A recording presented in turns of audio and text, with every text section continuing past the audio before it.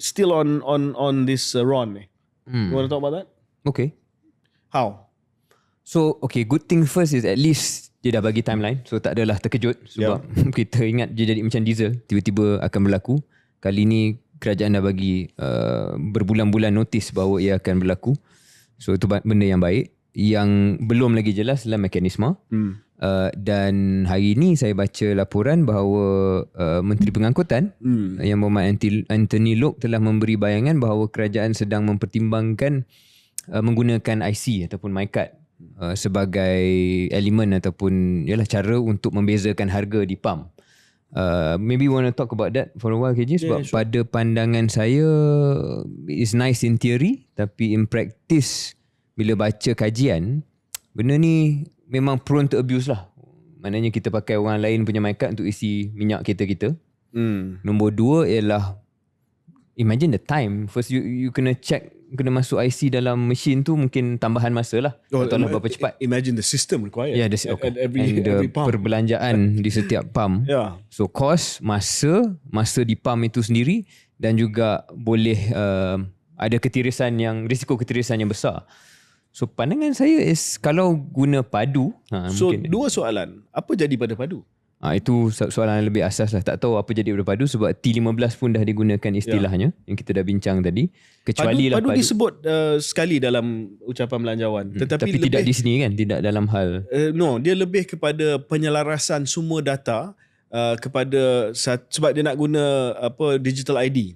Okay. So digital ID itu akan jadi rujukan utama. Dan dikatakan digital ID itu akan mencantumkan semua data daripada padu, daripada LHDN dan juga daripada semua pengkalan maklumat yang lain.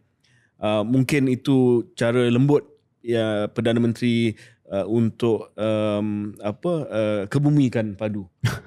Ataupun dah beri isyarat bahawa kalau kita faham, padu tidak akan digunakan lah untuk benda yang macam ni. PM kata T15 kan, padu asalnya Rafizi kata padu ini akan mengambil kira data point yang pelbagai, bukan hanya pendapatan tetapi PM sebut pendapatan kan dalam ucapan, tanggungan dan sebagainya. Sebab dia nak memberi satu gambaran yang lebih bernuansa. Tapi normally when you have this nuance view, it's too much.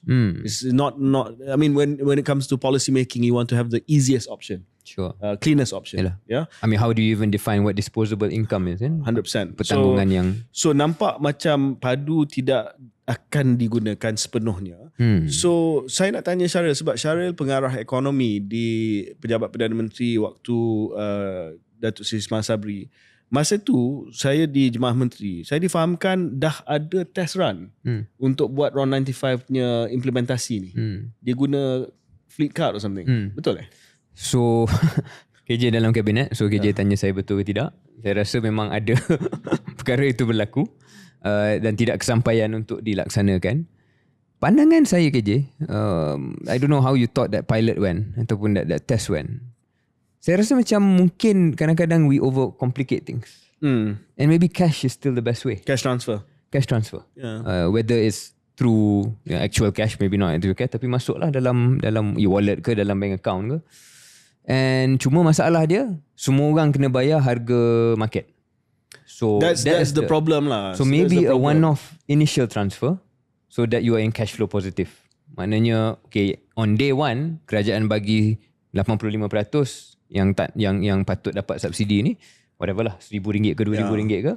And then from then on, that's it, one time saja. Kemudian after that, it's just a top up ataupun I give you cash lah, bagi duit, tapi bila bayar pam tu bayar pada harga yang market. Kerajaan ni mana-mana kerajaan lah, bukan kerajaan hari ni sahaja, tapi kerajaan ni dia sentiasa takut dengan kesan psikologi bila orang kena bayar harga pasaran di point of sale.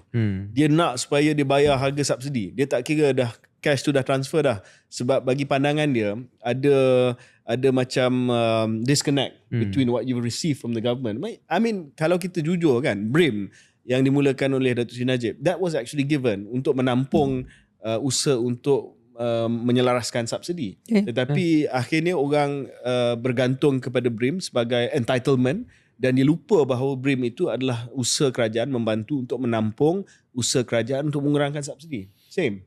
unless ada cara, dan ini rumit sikit, tapi unless ada cara untuk setiap bulan tu bukan diberi angka yang sama KJ, tapi some sort of cash rebate based on how much you spend. So dia jadi macam GST lah dulu kan, ni clawback atau claim balik.